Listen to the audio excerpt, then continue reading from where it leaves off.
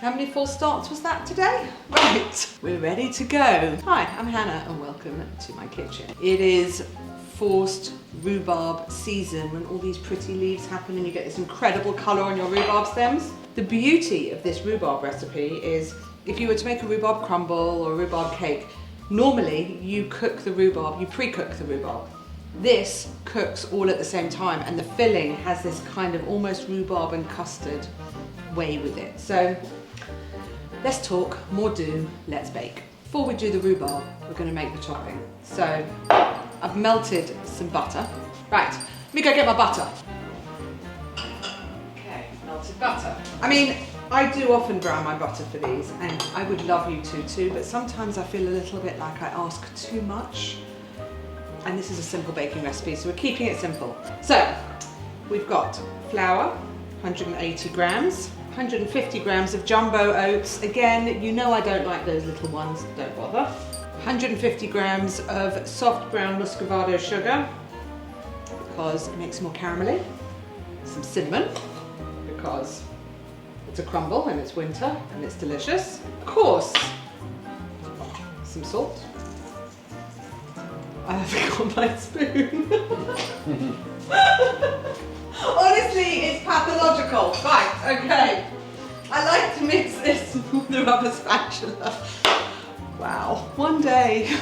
Right, butter. That makes everything delicious. And we're just going to mix this up. It needs to be kind of sticky.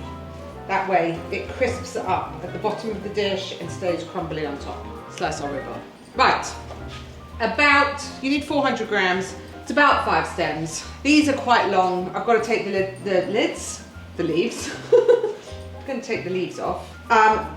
You can weigh them if you like, but today I'm eyeballing. So, I'm going to cut them into kind of 1 centimetre pieces. They're going to cook for about 50 minutes, these bars. So you want the rhubarb to be cooked through. Look how well coordinated I am. Cooked through. Ridiculous. You want the rhubarb to be cooked through, but also hold its shape. Right, rhubarb.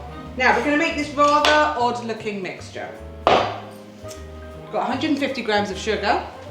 I'm going to add an egg.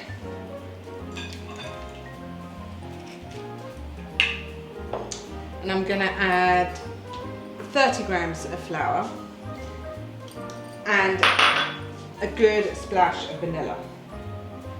And I'm going to give it a real mix around before I add the rhubarb. Now, I say this is an odd mixture because it doesn't look like it's going to come together.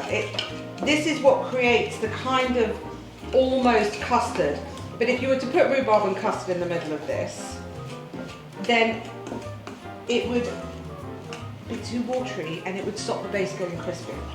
So we're going to make this kind of almost paste-like situation, and now I'm going to add the zest. Did I bring my zester? Maybe didn't bring my zester. Hold on. Zester. We're going to zest this lovely orange. You need some kind of acid zing in here. It just balances so well with the rhubarb. I'm going to add that in. God, it's amazing, the smell of the zest. Okay, so here we've got this like weirdo looking paste, and it doesn't even look like these rhubarbs are going to be coated in it, but you'll stir it around and weirdly it will. One of those recipes that you think you're going mad when you make for the first time and think, how on earth is this going to work?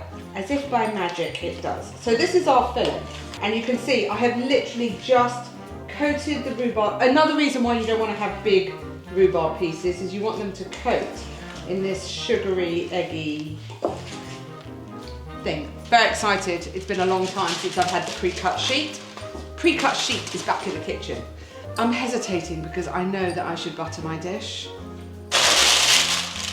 But this is weighty enough that I'm just going to risk it. There we go. Right.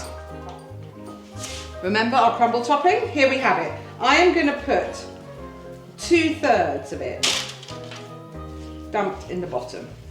I just want a little topping on here. I don't want a huge amount of topping. And I'm going to push it down and into the corners, and I might just use my hands. So we're going to press it in. You want it fully covered at the bottom. See what I mean? All padded down. No cracks. You want this to get crispy. Rhubarb time. Spread this over the bottom. Remember, the rhubarb is going to shrink, but still you want enough. You want it just to coat. Got the rest of our crumble topping here. Just going to give it a little lift and air, because we don't want this smudged on the bottom the way the other ones were. We want this light and crumbly and just sprinkled on top. Almonds. I like to sprinkle. You can mix them into the crumble. I like to sprinkle them on top. Right, okay. These are ready to go in the oven. Rhubarb crumble bars. You know you want them. Okay, look, can you see all the good, can you see how nice, what is that? You want to do that? Oh, fuck the knife, right? I'm not going to do the knife, got my fingernail, right?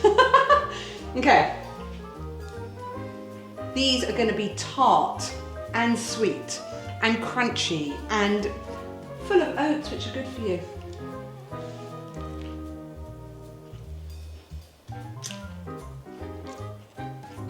It's like pure comfort. For more sweet treats and all the things you need to make before the sweets, subscribe for more.